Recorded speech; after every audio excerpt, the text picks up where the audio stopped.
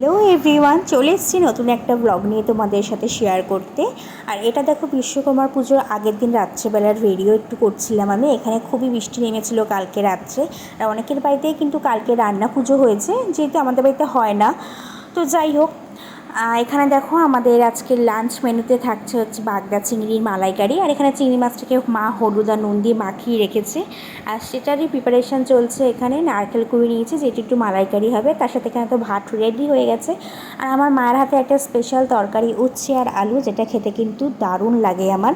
অনেক দিন বাদেই বেশ খেলাম। এদিকে তো আমার রান্নাবান্না করতে ব্যস্ত।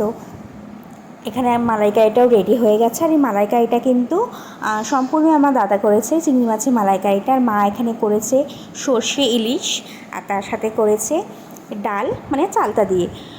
তো এই ছিল আমাদের আজকে বিশ্বকর্মা পুজোর লাঞ্চ মেনু। আর আমি যেহেতু আজকে চলে যাব বিকেলে বাড়িতে, তো চলো ভিডিওটা কেমন লাগলো জানিও। দেখা হচ্ছে নেক্সট ব্লগে। টাটা।